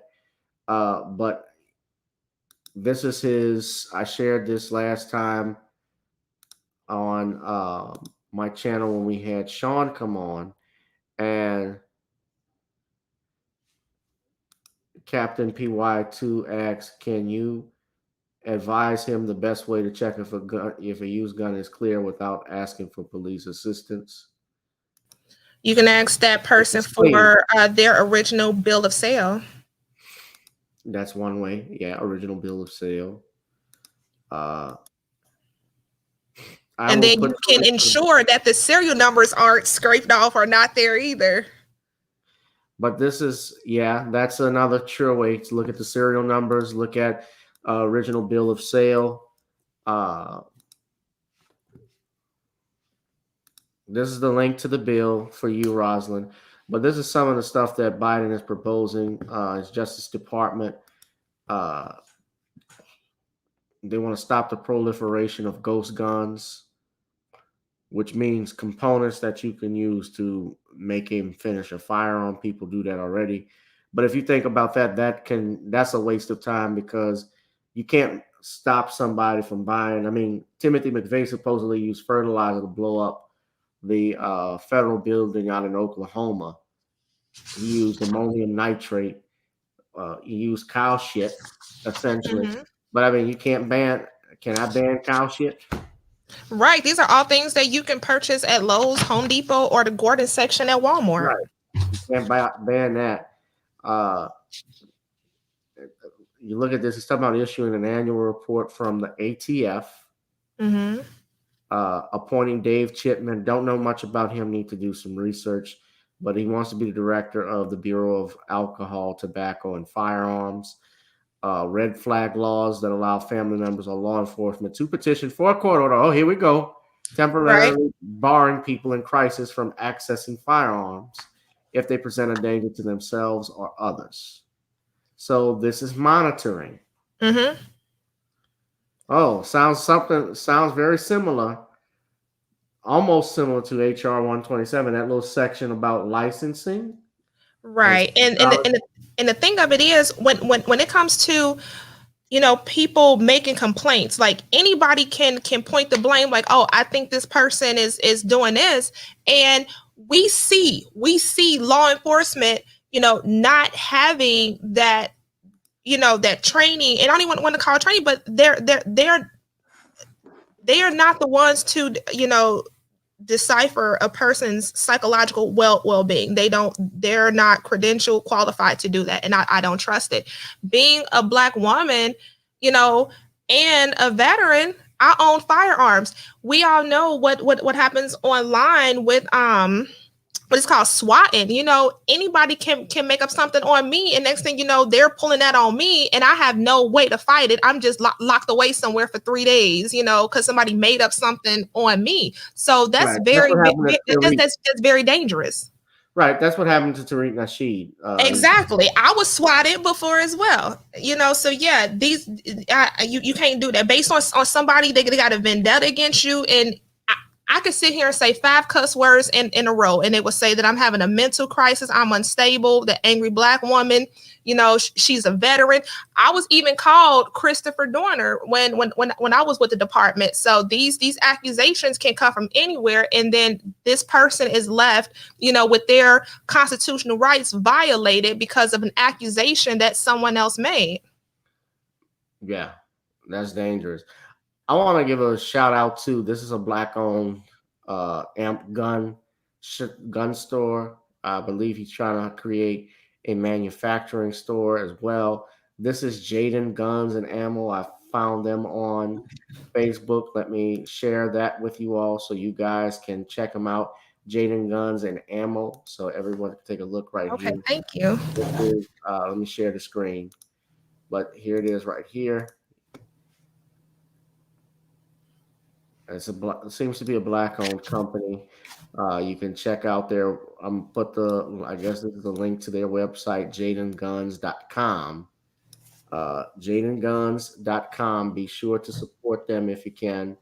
Buy if they got ammunition that you need.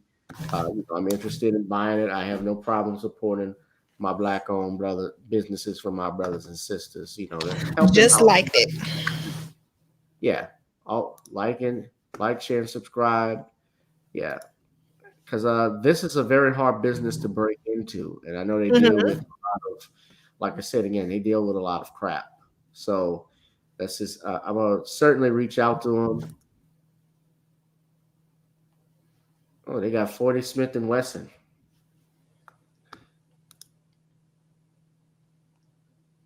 How many? Let me ask you this, Tieesha. What do you recommend, especially for nowadays, with regards to you're into what guns do you recommend typically for a concealed carry holder? That is a great question, and I get a lot of questions like that. Like, what is a good, what in quotes, what is a good gun for my first gun, things like that. And I put out a series of questions, okay, and I'm happy that you specified concealed carry.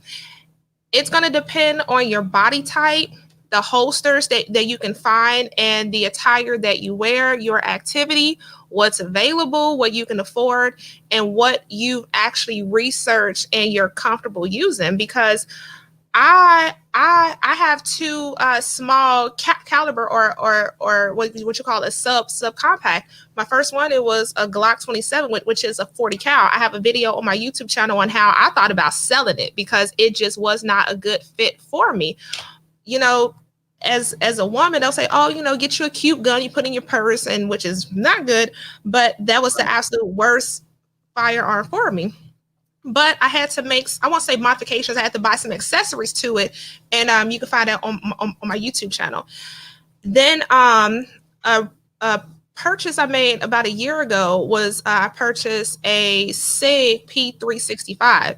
Absolutely love it. I absolutely love it. It's lightweight. It's a 9 millimeter, and it's ergonomically correct.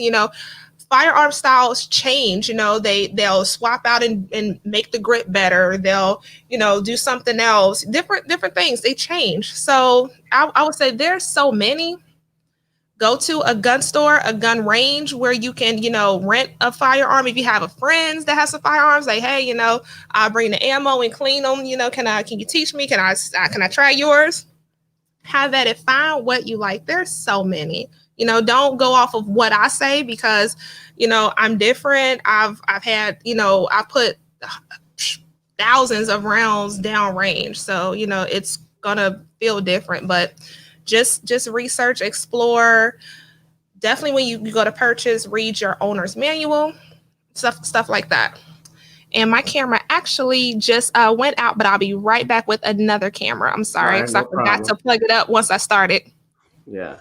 So as you know, Tieesha says it depends on your body type and what exactly you're interested in. I recommend personally, I have a 9 millimeter. That's actually one of the most popular uh, handguns in the country. Calibers, yes. Popular calibers, rather. But it's also, it's hard to find out because it's so popular. Everybody's looking Hard to for it, find. That's the only downside to it. Yeah. Well, I mean, even the 40s, the Smith and Wessons, that's very popular. Those are hard to find.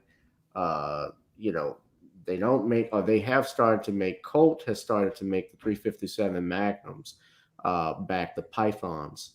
My dad loved that gun. He has one. So those are classic. I don't know about it being used for a concealed carry, but it Mhm. definitely can be used for home defense and it can blow a head off. The Uh, one thing I do not recommend, like I said, like I'll research a whole bunch of stuff, but I believe it is the double action rifle. I'm not double action rifle, double action revolver. I would not Double recommend action that. revolver, yeah, yeah. Yeah, as a concealed carry at all, because with that, if you drop it, it may Just fire. go So, off. Right, or if you fall or drop it, I do not right. recommend that. The Glock handguns that I have, that I have the nine, it has a safety trigger on it. So if you drop it, it doesn't go off. You got to pull the hammer, the safety, and the hammer back, the trigger back far enough for it to go off. So I like having that gun. But it Uh, takes a lot of training. I would say yeah, look into a basic firearms course because more than likely they'll have some firearms for you to hold, test the trigger pull, dry fire, teach you different things, and you can see like what you may have an idea for. So when you go to rent one, or you may just be like me and be like, look, I came here to buy an iPad. They ain't got no iPad, so I bought a gun. So I would say definitely training, with a qualified person that, has a wealth of knowledge. And it's the difference between someone who owns firearms. Okay, you can own a whole bunch of guns, but are you a good teacher? And I find that that's what turns a lot of people off. They had someone who was, their father, a friend, or whatever, instructor in the military or somewhere, and they tried to teach them, and they were just the most horrible instructor, wannabe instructor ever, and it just completely turned him off from firearms. Make sure you find someone that has a passion, the patience, the knowledge, and that is there to progress you versus making you regress. yeah, most definitely. And I recommend, especially here we in New Orleans, I got a good friend of mine. Shout out to Angel Arms. I don't know if Isaiah's watching, but Angel Arms, his brother has been around for about, Isaiah's been around for 3 years. Good brother. He has been active in teaching people how to use their firearms, how to get their concealed carry, teaches a concealed carry course, firearm safety, a bunch of things. Also, shout out to 2A Coffee and to the Black Gun Owners Association, which I am the local president here, Black Gun Owners Association of New Orleans. Uh, that is we're active, in the fight and so forth. So those are good things to do. Uh, so I do want to ask you this because I don't want to keep you any further. I don't know if you have to run, but I wanted to know your thoughts, though, very briefly uh, or take your time with regards to the DeAndre Wright shooting, because we talked a little bit yesterday. I was a guest on your show about contextual stops and felony stops with regards to the Army lieutenant out in Virginia who was almost ambushed. Well, he was ambushed, but almost deadly ambush that would have happened. But this situation would happen with Mr. Wright. I had on a brother, Ken Williams, who is a former police officer, retired. He talked about de-escalation and also how there was no excuse for what happened. This was at best manslaughter that took place. But what were your thoughts in looking at that video that happened? Because he does have a warrant for his arrest for missing a court date, but it's a misdemeanor warrant. It wasn't he didn't have an outstanding warrant on a felony. And of course, he did resist and try and drive off, but this other officer, Kim Potter, who shot him and killed him, claiming that it was an accident. The police chief Tim Gannon actually stepped down. Yeah, I just wanted to know what were your thoughts on it. The video was very, very disturbing, and so not having too much to go on, to kind of build a picture. We have what's presented to us, and then some things after the fact.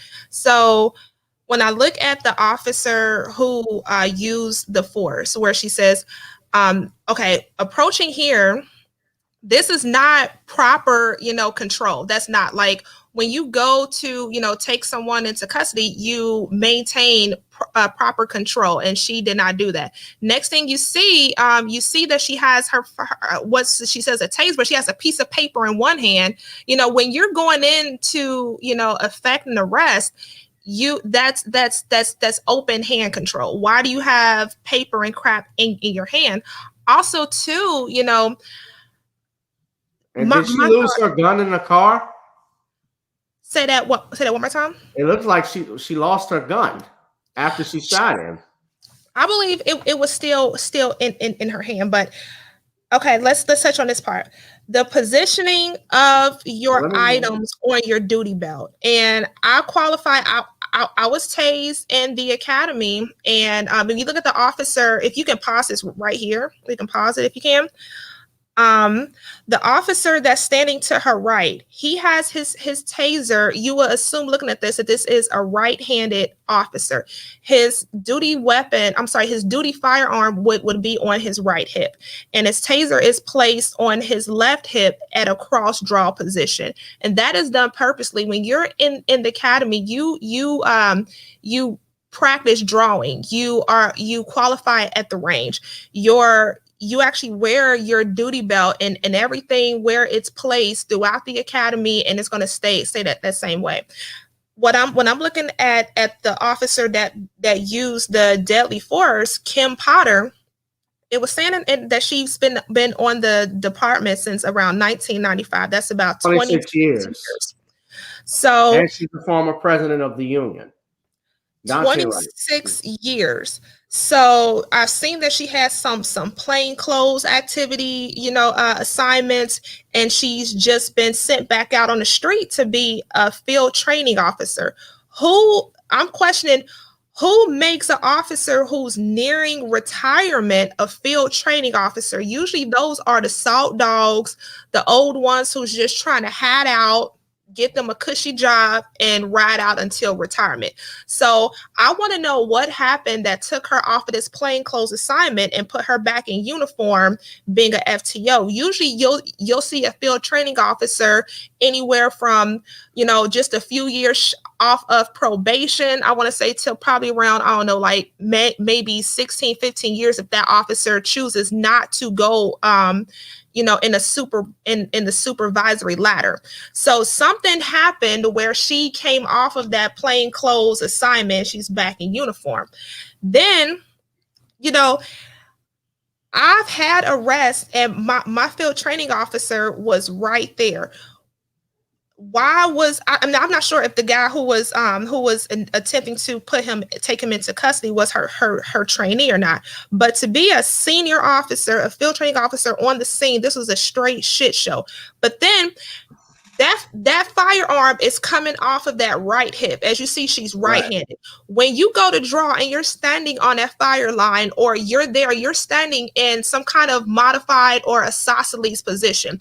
As you see, the taser has a different weight and it's a different grip than the firearm. And we see it on the body cam. You see the sights. You obviously can see that is a pistol. I'm thinking what she's doing, and this is a term that I'm hearing around, on body cam and things like that. One thing is the body cams are revealing a lot, where these officers are going rogue, and thankful to the people in the IT or those who are responsible for recovering this footage, you'll hear statements such as, don't make case law today. And what this immediately took me to is that excuse of the race soldier who executed Oscar Grant, who, he was in handcuffs and, I thought I pulled my taser. I see this being a copycat of that and trying to make case law and, do this before she retires. But there's something else in this situation, but this should not have happened. Also, too, we were all well, if you're carrying a taser, I wonder if she was actually carrying a taser at the time of that, because I didn't see that, if she was actually carrying a taser. But being in plain clothes, even when you're in plain clothes, that your duty weapon sits ideally where it would sit in uniform. But something is obviously wrong here, and I think this is an attempt to do case law, and something else is wrong. The chief of police, I believe, he stepped down, or he was fired. He stepped down. He stepped down. Well, let me school everyone what happened today. I talked about this earlier. He stepped down, as well as Kim Potter. But yesterday, they had what I thought was I watched it, and I watched bits and pieces of it, but I had a chance to look at it. But it was a complete shit show of a press conference where the city manager is contradicting the mayor. Yes. The mayor was saying that he supported the termination of this officer. The city manager was saying she's entitled to due process. I don't believe she should be fired. So what city council did later that day, and I believe it was they actually gave the mayor control. They voted in the emergency session, gave the mayor control power over the police department, and he immediately fired the city manager. He also, the police chief, Tim Gannon, actually left the press conference. He left the press conference while it was still going on, not taking any more questions. And they asked the mayor, do you have any reason why the police chief leaves the conference while we're still doing the conference? And I think 20 minutes later or 15 minutes later, he comes back and blames it and says, well, I thought the BCA was still going to be, we're going to be handling the questions from now on. I apologize and so forth. But, he's up there, he gets emotional, and eventually he just agrees to step down. So there is something going on there. I think he knows that his officer his officer messed up. He tried to say, and I hate this thing that I'm seeing from the police department where these officers, these police chiefs become public defense attorneys for their officers. How can you get inside the brain of your officer if you don't know all the facts that happen? You're talking about there's still an investigation. You can't tell whether she did it accidentally or not. And even if it was a accident, that doesn't excuse you from liability, criminal or civil. This is obviously at worst it's murder, or at best or maybe manslaughter, or at best it's a negligent homicide. Mm-hmm. Absolutely, because me, and also too, there comes a point in time, okay, I know with use of force and the gram factors and stuff like that, it was really, really horrible how this played out, because also too, you have one officer up here attempting to remove a subject from a vehicle and arrest him by himself, placement of cuffs by himself. But then you see the Kim Potter show up.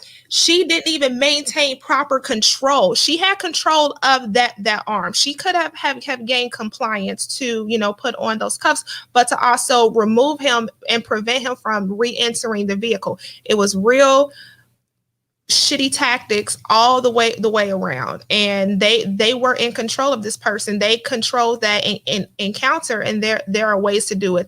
I've been involved in a use of force situation where it was really bad, but the offender, he had his day in court, and he's still able to call me all types of B words today and whatever. But you have a way to control it, and I believe that many just do what the hell they want to do. They disregard common sense, policy, and just have a total disregard for human life in the public.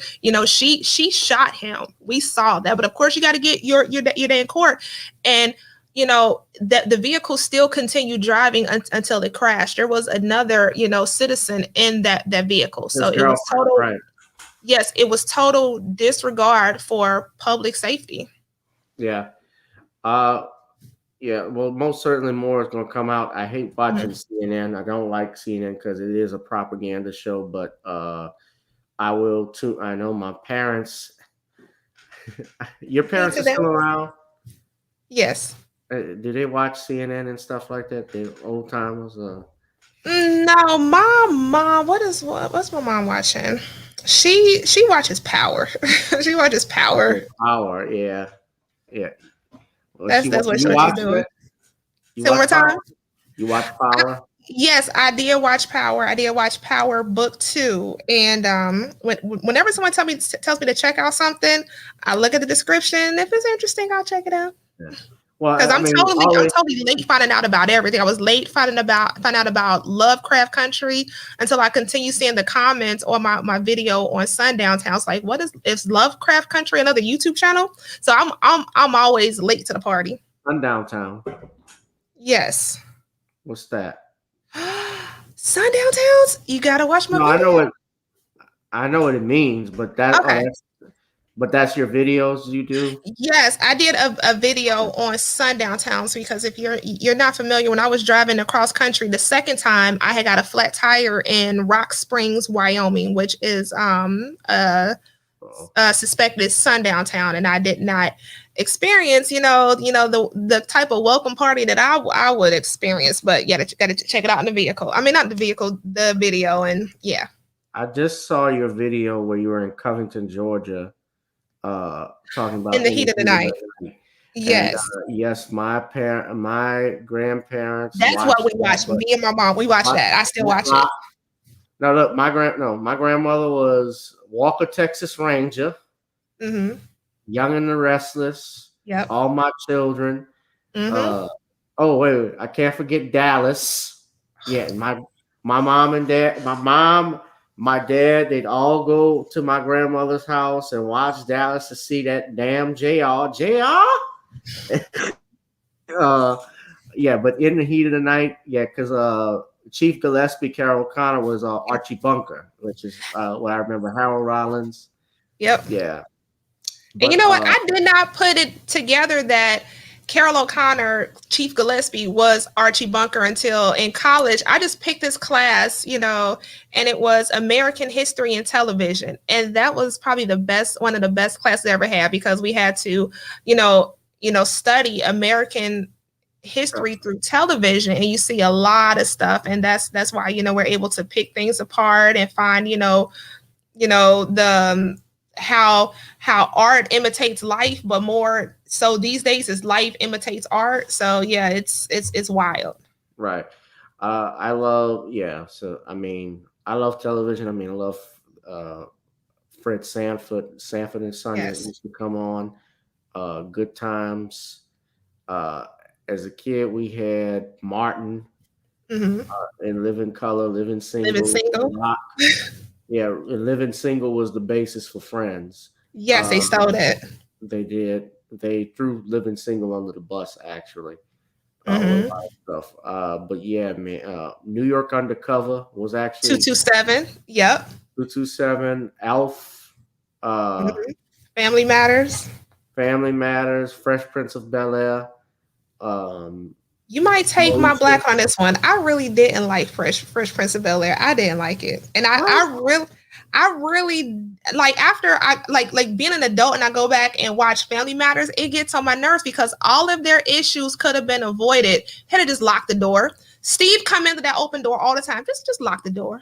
But then again, there would be no show. It would have been I canceled. know, but it just gets on my nerves. They had to have Matlock and Kojak. Yeah, my grandfather loved Matlock. Hmm. I used to watch when I was in college before I became. I used to watch Matlock.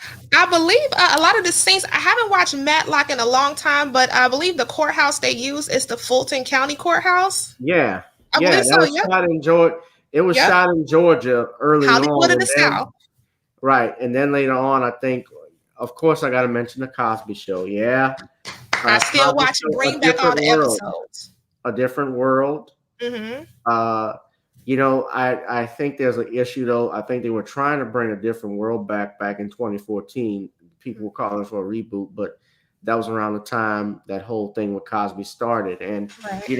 if you do a different world reboot, I gotta pay Bill Cosby, whoever owns it now, they gotta pay Bill Cosby some money because he was the creator of that show.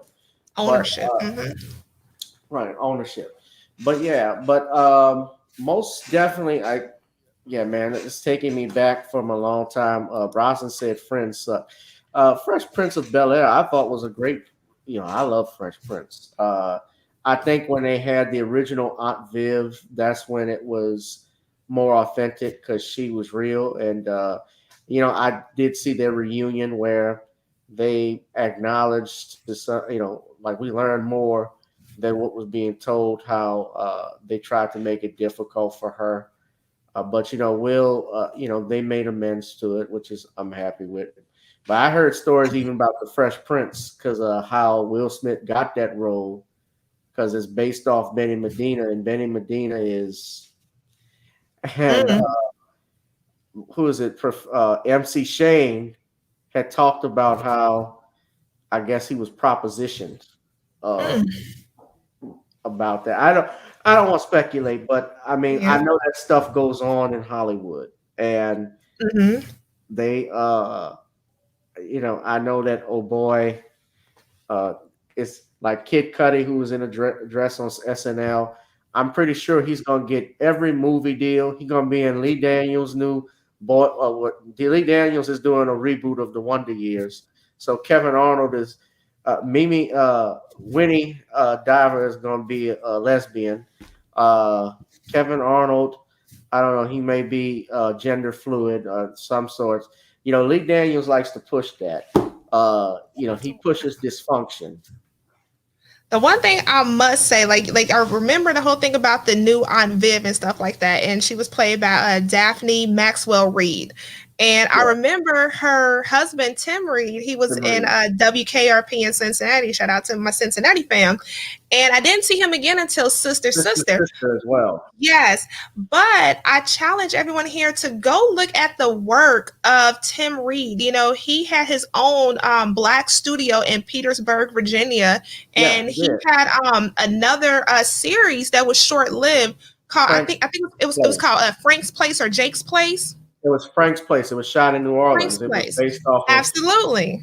right. It was based off of Dookie Chase. Yeah, I remember. I don't remember watching it because it was short lived, but he actually got his start working on the Richard Pryor show.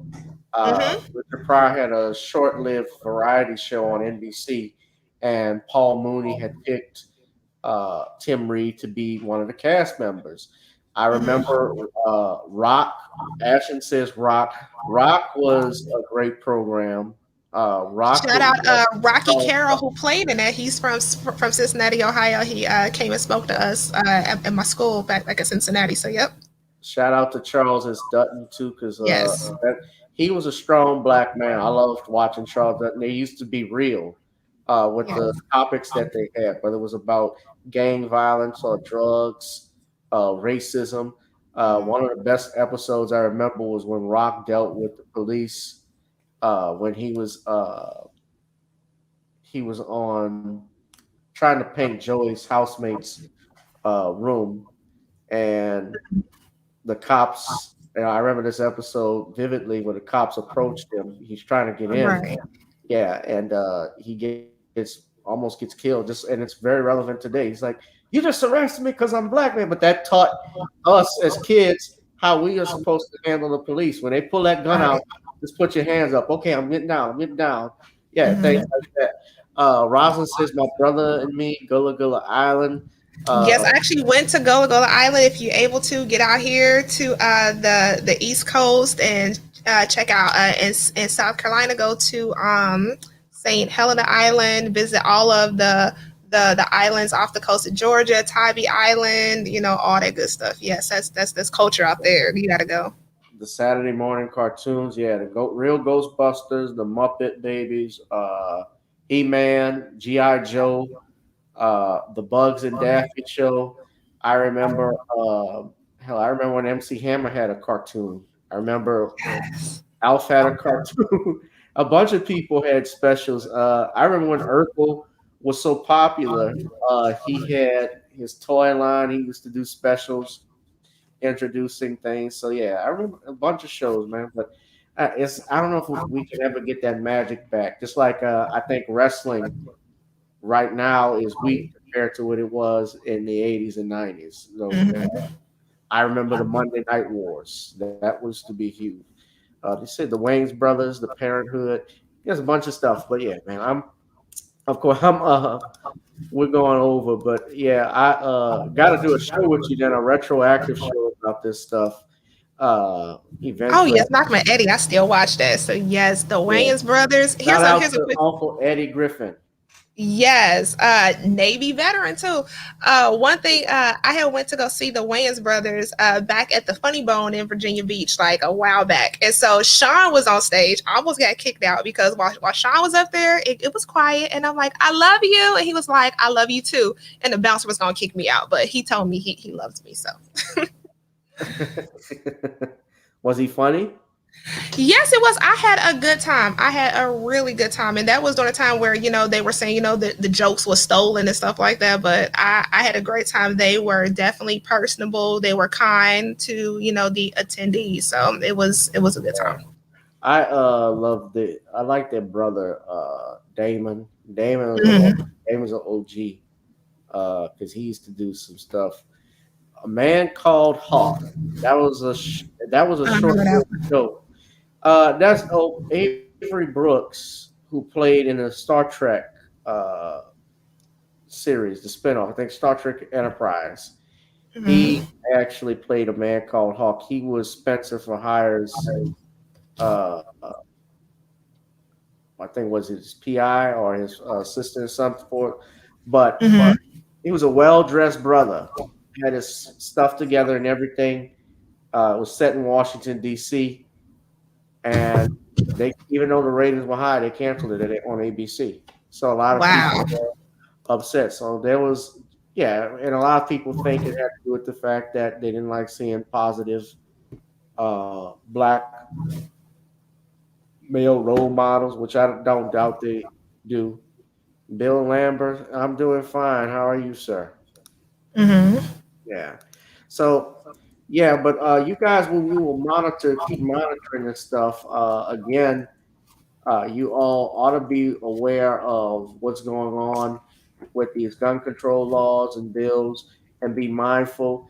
Go to a gun range if are uncomfortable with it, but I think the best thing to do is go to a gun shop, go to a gun range, and talk with people, seeing what would be a best fit, custom fit for you if you're interested in buying a firearm. Go on YouTube, look at some of the men, Google people like Hickory HR Hitchcock 45. He's good to look at. Look at our sister Tieesha Essex. Watch what he has to say. Of course, the Honorable Judge Joe Brown. You guys know him. He is a Second Amendment advocate, big time. He told me once story when he was the last judge to hear James Earl Ray's appeal and was about to reopen the case. Men actually uh, came to his house late at night while he was doing some work. He saw them opening the window, cutting the glass to get in so they could bypass his alarm. He saw him grab his pistol, his 45, and just open fire. And they had a little shootout. But that was the type of stuff that was going on because they didn't want to reopen the Martin Luther King. They were going to make it look like it was a burglary that went wrong. But he ended up surviving. He hit two of them. He had to shoot a multitude of them because there was blood outside the door and blood inside that they didn't even make the news. That's what's interesting about it too. Here's a sitting judge that survives a burglary attempt and it doesn't even make the news about it. How these men, Right. yeah. So that was interesting. Yeah. This was great because like this topic here, it does bring up a little, stress. It can be, just a roller coaster ride. So ending the video on this good note, taking us back through, some good shows to kind of lighten it up because it's bedtime. So I really, really appreciate that because it was kind of heavy. We're talking about, real things that are happening. So I really appreciate that. Most definitely. I appreciate you coming on, dear. I thank you very much. This is Avery Book. Just so you know, this is Avery Brooks right here. Tieesha, Rugrats, Ren and Stimpy, Hey Arnold, Legends of the Hidden Temple. I remember those shows. Are You Afraid of the Dark? But yeah, but that's Are You Avery Afraid of the Brooks. Dark? Yes, that's it right there. Yeah, I'm surprised he didn't know who this guy, but he was in Star Trek. No, Star Trek Deep Space Nine. I said Okay. Star Trek Enterprise. My mistake. Star Trek Deep Space Nine, and he was in A Man Called Hawk. And guess what gun he carried? A 357 Magnum. All right now. Let's see. Well, on that note, dear, I will let you go. I thank you for tuning in with me and going over this. We'll have to do this again. And if it's okay, I can give Bernard your contact info if you can be a guest on his show. Absolutely. I greatly appreciate it. And shout out, like I said, to the New Black Media, Nicole. She introduced us. So I really appreciate everything and having these connections. And thank you to everybody who's watching. Thank you for, listening to me and welcoming me. And, I hope to see you again. And thank you for letting me jam to your music earlier, too. I really appreciate that. Yeah. Feel the groove, get on the floor. Gotta get on up. Yeah. I dance like an auntie now. So, yeah, y'all don't be roasting me. Yeah. No problem, dear. Thank you very much. We enjoyed the stream. Ashton is just listing all of the good sitcoms. Sabrina the Teenage Witch. Nostalgia all day. Now, man, why would you post this?